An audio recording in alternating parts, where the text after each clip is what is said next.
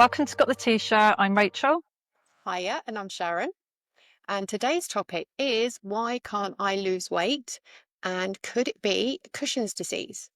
Now, this is a topic close to my heart. I had it myself, so I thought I would share my knowledge and experience. And hopefully, even if I help one person out there get some answers, then this podcast is well worth it. So indeed, I'm going to go through some Q&As and hopefully this may help anybody that suspects that they could potentially have Cushing's. Okay. So just to explain then, what is Cushing's disease? Um, Cushing's disease is basically a overproduction of cortisol in your system, which inevitably puts your body in fight or flight mode constantly 24/7, 24 hours a day, so that your metabolism shuts down.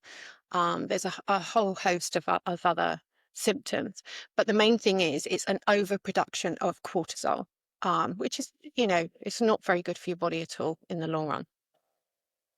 So what symptoms did you have? Um, Excessive weight gain.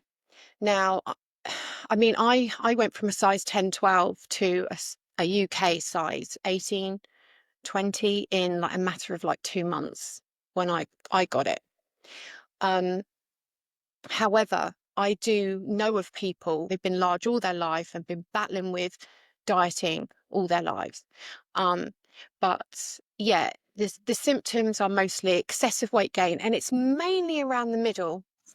The typical cushions would be around the middle. You get like a moon face, a large hump on the back of your neck, hairiness everywhere. And everything you do is extreme, like you eat extreme, you drink extreme, and I mean alcohol as well. You argue extreme, like everything, you're on the edge constantly with everything. So you're not acting normal on a whole if it's something that's just come out of nowhere and you don't know why you're gaining so much weight so quickly, and you don't understand why you need to eat at night or eat, wake up in the night hungry. It's that kind of thing. I'm only going by what I've experienced and seen in other people, because I honestly think that something like 2/3 of people who are overweight or obese actually have it. I'm convinced of that. And I think one of the things that the doctors do say is, oh, do you know how rare it is? No, it's just rarely diagnosed, because especially with the UK, the testing system here is really pants. It's really terrible. So that's why people don't get the answers straight away, is because the NHS has a cut-off point, which means you could still have it. It's a high, you know, majority of people that is probably likely have it, but because their cut-off point with their testing and their numbers is so like low, um, that nobody gets through the other side. So you have to keep pushing for answers, basically, and and they make it quite unpleasant for you because the testing is quite expensive. All right. So what do you think triggered it? And I think it's hereditary because I'm a firm believer that my mum has it. But it is said that excessive and prolonged stress, real terrible situations, prolonged trauma, anxiety, um, can also, I mean, it can be just your adrenals that burn out, because it is to do with your pituitary gland, which is in the base of your brain, that basically sends a signal to the adrenal glands, which sit on top of your kidneys. And your adrenal glands is what produces the cortisol. So if there's something wrong with your pituitary, which it can either be the pituitary or the adrenal glands, and there is some testing to find out which is more responsible for the problems. But most of the time, because the excessive eating, where it takes over your life so much, people are just so quick to say, oh, just get on a diet or start exercising more, and you just go round and round and round in circles, because it's really not that simple. It's a lot more complicated than that. How old were you when you developed it? um oh gosh, I started developing it, I think it was 2007. um So, gosh, I can't remember. Can't remember how old I was in 2007. I must have been 30, 2007, 36, Okay, so it's not something that 36. you could kind of say this is similar to menopause symptoms, although women can go through the menopause Yeah. at that Yeah, age. no, it wasn't anything like that. I mean, although, my periods were extremely regular and extremely heavy, obviously at the time I did look at that and wonder if that was something to do with it. Um, but I thought it's so funny because we used to get those cherry cakes from Tesco's, and I used to think I need to stop eating some of that cherry cake, so much of the cherry cake. Do you know what I mean? We only got it once a week and I'd only probably have 2 slices at the most, but I was convinced that that was what was pushing me over the edge, when in actual fact it wasn't. Your body just shuts down the metabolism. So, and hence why you gain so much weight. Okay. Um, so what made you start looking at that potential diagnosis of Cushing's? What? Well, like most of us, when we get some sort of issue, it's like, I wonder what that could be. Putting your symptoms into Google, and it comes up, and it came up with Cushing's disease, but um, there is an appearance attached to that, which I will talk about in a moment. Um, but everything I put in did point to that, and did say to me, that is, Cushing's is the only thing it can be, really, with gaining that much weight that quickly and not being able to get rid of it no matter what you did. I was running, I was doing all sorts to try and get rid of it. And it was just such a battle because it just made me more hungrier. The more exercise I did, the more hungry I became. So I was just going around in circles, really. Okay. Um, and what was your appearance? Obviously, you said that you put on weight. Was there anything else Yeah, significant? like, I mean, the typical Cushing's appearance is a big round moon face. I mean, when you're overweight, you generally get a big sort of round face anyway, but this is quite predominant. Um, so I had it a little bit. And it is said that you get a lot of weight in the middle of your body. For example, like massive around the middle, your belly, your back. And your arms are supposed to be quite thin, and your legs are supposed to be quite thin-ish. But again, that is the typical Cushing's. That's how it is, all big in the middle and small arms, small legs, and a big hump on your neck. Um, and I didn't look like that. I was big all over. So hence why I think I had so many problems with doctors diagnosing me. I had two doctors literally laugh in my face and tell me, "Oh, don't be silly, you haven't got it." And but I kept pushing. Okay. So obviously, you did get a diagnosis. How did that? How did that come about?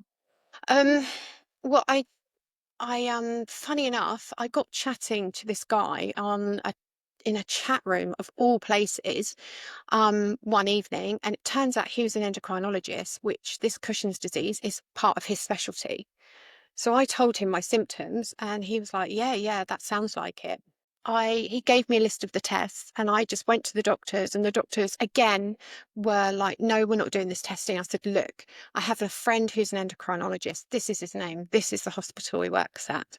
He has suggested I have these tests, and then we take it from there." And they reluctantly, it was so reluctantly, they were, "Right, okay, let's do this then. Let's put your mind at rest once and for all." It's like, okay then. Anyway, when the test came back, he had requested the numbers from the test. So there's a number associated with it, and I will tell you what that is so that anybody out there can take this. The number that came back, now this was the first test I had, was the 24-hour urine test. So basically, you pee in a bottle for 24 hours. Okay. And then they send it off and they measure your cortisol within the urine. Now, the figure that I came back with, because when I rang the doctors, I said, "Oh, what was my result, please?" She said, "It's all normal, no problem. Doctors put a note here, kind of knew it, haha." I said, "Can I have the number, please?" She said, "The number is 404." And that, I've never forgotten it. That was so significant. So I went back to my guy and I said, the number is 404. He said, in my clinic, that would have been flagged. Anything over 325, 330 is a flag in my clinic. And I had 404. So he said, right, you need to go back to them and you can tell them that in my clinic that would have been flagged and you need to ask for the next test now, which is a dexamethasone suppression test, basically, see if they can suppress the cortisol and go in for blood tests and etc. I won't go into that, but that was the next test. And it was on the result of those that they put me in contact with a consultant. I think I went through 2 consultants actually, because the first one came to a blank, but the second one was superb. He started again from the very beginning, got me a diagnosis and said, yes, Sharon, you're right, you do have it. And it took years. It took from start to finish, from when I first got ill. I think the diagnosis was in 2015. And then I had the first adrenal gland out because there was a mass on it, which they thought may have been the problem in 2016, but it wasn't. So your first symptoms started around 2007, 2007, yeah. I think you said, and you got the diagnosis in 2015. Yeah. So what I've just told people now, this will cut your diagnosis in half at least, at the very least, if you're battling, especially if you're in the UK, because you can use my figure and, you know, I've got a verified source. I'm hoping to get him on in perhaps a follow-up program that we do, follow-up podcast. But yeah, in the UK, you can use that. My figure came in after a 24-hour urine test, cortisol urine test, was 404, which under normal circumstances would have been flagged. So anybody out there that thinks they have Cushing's as well, use that number and go back in and push like hell, push the doctors like hell, because that's the only way you're going to get a diagnosis and then hopefully start some kind of treatment plan. Okay, we'll put the details of the test to ask for Yeah, in yeah, the comments absolutely. below. So what happened next? So you got this diagnosis. I did, which was with great difficulty. Um, there's further tests that need to happen because they need to determine, because I had one adrenal gland out because there was a mass on it, but they tested that gland and it turned out that wasn't the cause of why I was producing excess cortisol. So how did you get from having the diagnosis of Cushing's to having an adrenal gland removed? Why was that? Well, what they basically need to find out is the source of why your body is doing this. And it's one of 2 areas. It's one of two things it could be. It was either the pituitary gland that was over shouting at the adrenal glands to produce cortisol, or it was the adrenal glands doing it on their own. Okay. So there are certain tests that can determine where it's coming from. Also, there is a possibility that there is some sort of mass or tumor or anything like that in your body. And I don't want to scare anybody because they're generally not cancerous at all, but they tend to scan like your body. I mean, I had an all over PET scan. Excuse me, my nose is really itchy. I had a PET scan. I've had MRIs galore on my brain. I've had CT scans on my chest and abdomen because they're trying to find the source, you see. Because if the source isn't apparent, which it wasn't with my testing, this was the issue. One would, although they had scanned my adrenal glands, and one had the mass on, they took that one out. The other one was fine and it was functioning normally, which kind of pointed towards the pituitary, that was where the problem was. But my MRIs were clear. I think I had a 3 millimeter lesion show up on one out of, I've had probably about 9 MRIs, 8 or 9 MRIs over the years, and it's only showed up once. But apparently 50% of problems with the pituitary gland, any lesions, tumors, anything like that, they do not show up at all. So it's a 50-50. And So mine then they didn't. start looking at the adrenal gland then. Then they start looking at the adrenal gland, but then the tests also show that it's probably not the adrenal gland. I mean, that's what my tests. I won't complicate things by going into the full testing system, but um,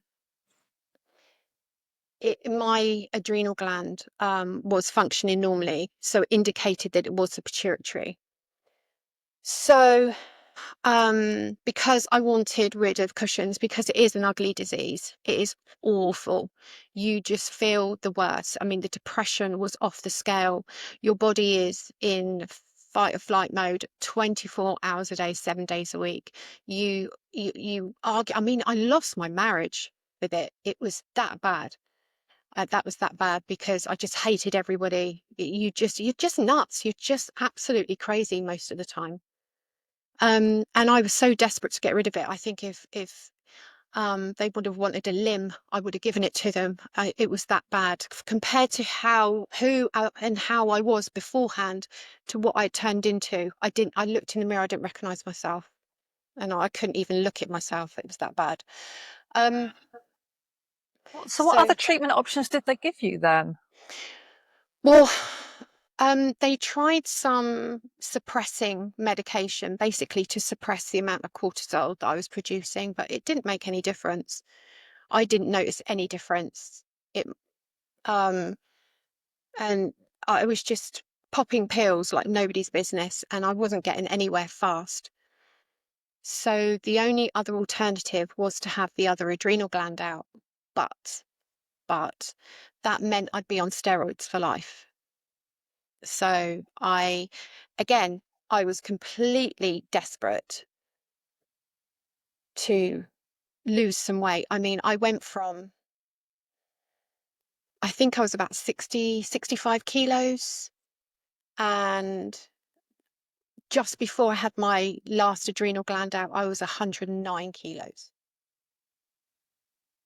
I remember they weighed me and I was crying on the way down to theatre.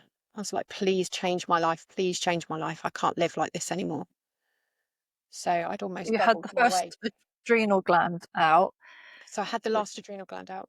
so the first one didn't help Yeah, the then. first one wasn't the source of the problem, even though there was a lesion on it. The first one wasn't the source of the problem. So they took the other adrenal gland out, and I now have Addison's disease. So I've swapped Cushing's disease for Addison's disease. So in between developing Addison's disease, was there any respite from the Cushing's, No, or was it immediate? no, literally, the moment that adrenal gland comes out, you're on steroids for life because you have to then take your cortisol by tablet form or injection or whatever. Right. So you have to have steroid, otherwise you die, basically. Everybody has to have a certain amount of cortisol in their system. It's secreted throughout the day. So everybody needs to have it in their system. So, I mean, obviously you're not medical, I'm not medical. How does Well, having the steroids replace the cortisol loss?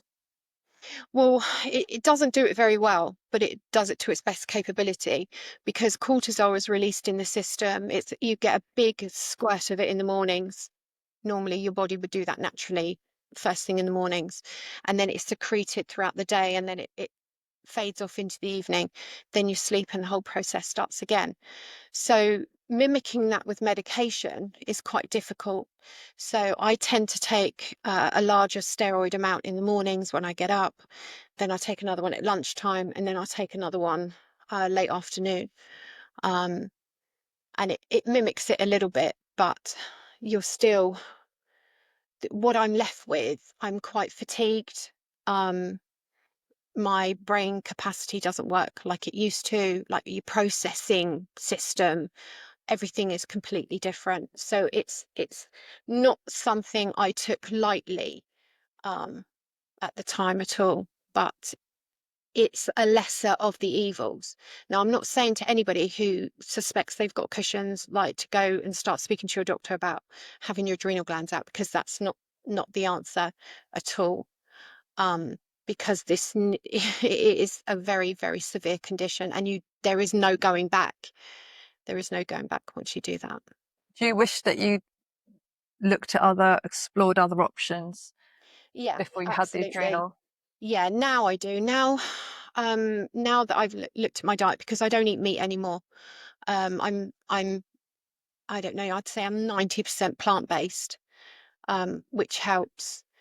Um, but yeah, I wish I'd gone down a more holistic route before I had the adrenal glands out. The thing is, I was so gung-ho with the pharmaceutical world that I didn't care about anything else. But now I kind of wish that I had gone to see homeopathy or some sort of herbalist, perhaps changed my diet.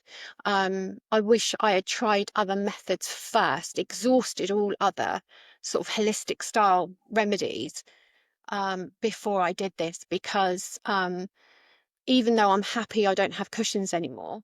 I mean, I had my last adrenal gland out in 2018. So whilst I am happy that I don't have Cushing's anymore and I've lost a ton of weight, I'm still not back to what I was, but I think I'm about 68 kilos. So I'm not, you know, I'm back, almost back to how I used to be. But it's not easy because I can't work full time, and you, like I said, your brain doesn't work properly. I mean, that's just how it's affected me. I mean, I'm on some groups where people are, you know, functioning fairly normally, but even they will probably tell you that this isn't an overnight fix. You need, you know, if you have the capability and the money to explore something on a more holistic level, please do that first. And we obviously, we are not doctors, we're not professionals. This is just my own personal experience of Cushing's disease and then Addison's disease. So I want to make that perfectly clear. But I'm happy for anybody who suspects anything at all to write in the comments box, drop me a note, just ask me for any, especially if you're in the UK. I mean, I'm happy to help anybody around the world, but I don't know what their systems are like. I can only comment on what the NHS was like. I guess they have a threshold, don't they? And if you don't meet that Yeah, threshold, and then it's a low one. It's a really low one, um, or a high one. It depends which side of the fence you're looking at, really. Um, but it's quite devastating because I fought. So if the disease I developed in 2007, and then I didn't even start to get looked at until 2015. All those years, I'm fighting with doctors and they're shutting the door in my face. And it was only the fact that I got talking to that guy on that chat site that time by sheer fluke. And he said, "This is what you asked for." So I'm literally eternally grateful to him, because you know, I probably wouldn't be sat here today. Things were so hard having that disease, and my heart goes out to anybody who has got it, because I know how evil it is. It's just, it makes you feel the shittest you could ever feel.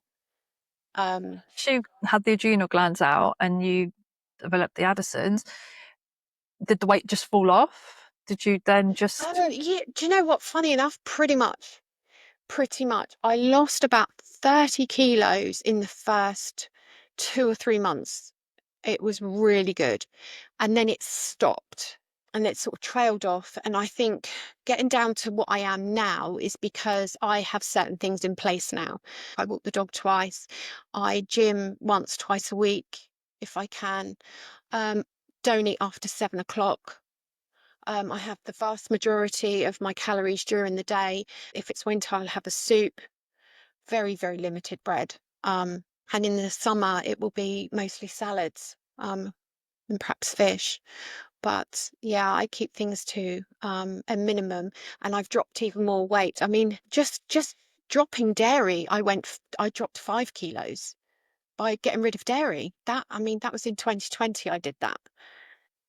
So it's a combination of things, but getting your steps in, just walking. That's all I do is mostly walking, um, and so trying to what's your prognosis now? I mean, having Addison's, is there anything you need to do in the future? Will you just continue with the steroids? Obviously, you need the steroids, like you said. Is there Yeah, anything? well, you just, I mean, some people are lucky enough to be there. There is you know, like, diabetics have got like that pod, like a little pump on their arm. It's exactly the same. You can get one for cortisol. Use it as a cortisol pump. Though, I mean, I don't qualify for that because my body absorbs the tablets apparently, because I have tried to get it, but they don't do it on the NHS, and I think it costs anywhere like 5,000 plus, and you have to pay quite a lot of money every month for the drug itself and what have you. But a lot of people who have the cortisol pump have said they've almost got their life back. Wow. Yeah. Because what it does, the timing release of the cortisol mimics the natural body's response, you see. So it's almost like your adrenals are working again how they should. So your body is like absorbing the cortisol at the correct time. So it just mimics the body, basically, the natural body. Do you But wish yeah, that I you'd not still had have to both go. of the do you wish that you'd not had both adrenal glands out? If they'd have took the No, second one out the first, because the issue was with the second one then, was it? no, the issue is my pituitary. So the My adrenal glands pituitary. came up for nothing then. No, no, because where the pituitary is like the computer hub. And that's basically sending the signal down to the adrenal glands. The adrenal glands were fine, really. And it was that, but you can't solve that without some problems. So if you go in and they do the operation, it goes up through the nose to get to the pituitary. And I've read some awful stories about that, which is why I didn't want them to do exploratory surgery, because we did discuss it. People have woken up without pituitaries, and then you're in all sorts of trouble. Other people have had lesions on them, had them removed, they grow straight back, they're back to square one again. So it's not 100% a cure for Cushing's. I mean, it may be for some people, but the vast majority that I've spoken to, because I did kind of do my homework, not extensively as I would do now, but back then I did do my homework, and I thought, you know, what other options do I have? And it wasn't pretty. There was nothing else. The only option was to have the remaining adrenal gland out. But again, with Cushing's, and I do get it, people, anybody that's got Cushing's or suspects that they have, you are desperate, absolutely desperate to get rid of it, because it's awful. It makes you feel terrible. It makes you crazy. It really does make you crazy. There's so much more information out there now than there would have been back in 2007. There's so much more Yeah. information online, and like groups, like you say, that you've joined now, but you know, groups that back then people didn't know about. There just wasn't, the information just No, wasn't there. no, And if you didn't know what to ask the doctor, then you don't know what you no, don't and know. it's only the fact that I found that guy. Oh my goodness, it's only the fact that I found him, and I walked in there so confidently all the years that I was back and forth, and they were just giving me pill after pill after pill. Like, oh, try this, try that. And each pill had a side effect. Then I'd be taking another pill to get rid of that side effect. And it was just just a mess. It was a continuation of just complete carnage. And I was getting nowhere. I still had what I knew was Cushing's, and no one would listen to me. But they did in the end. They did in the end. And I really wanted to go back to all those doctors and just shove it in their face. Do you know what I mean? Like, see, I did have it. I knew I had it. It's just, I just didn't have it as much, because there are levels to the cortisol secretion. There's levels to how much you have, even though, yeah, you have Cushing's or you don't, but there are levels to it. You can have it severely, you can have it moderately, you can have it a little bit. And you know, I know there'd be people who argue with that, but I was borderline, but I still had it. My figures were borderline, Mm. and they couldn't see it on the MRI and everything. So they were, but yeah, I watch people nowadays, and I'm thinking, that one's got cushions. That one's got cushion. I can see it, can just see it in them. Um, so I think it's only people who, um, because I think people who don't have cushions, could start running a few days a week, go to the gym, drop weight, and keep it off without a problem. And I think people who do have cushions, whether it be a little bit, moderately, whatever, those are the ones that have the major problem keeping it off, because these hunger pangs, especially in the evenings, horrendous, absolutely horrendous.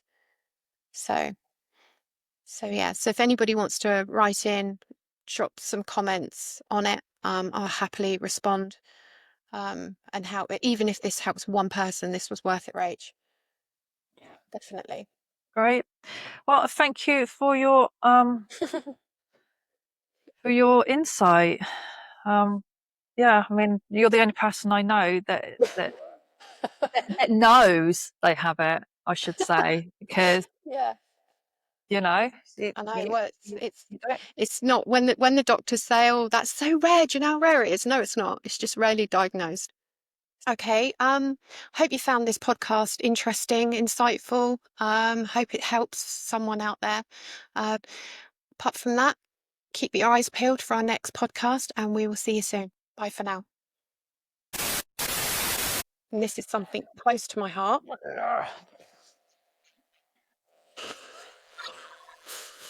Start You again. didn't say you were going to say that bit, did you?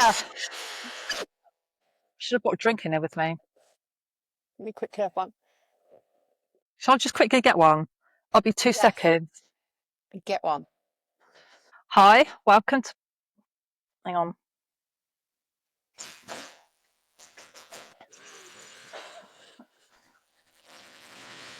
Okay.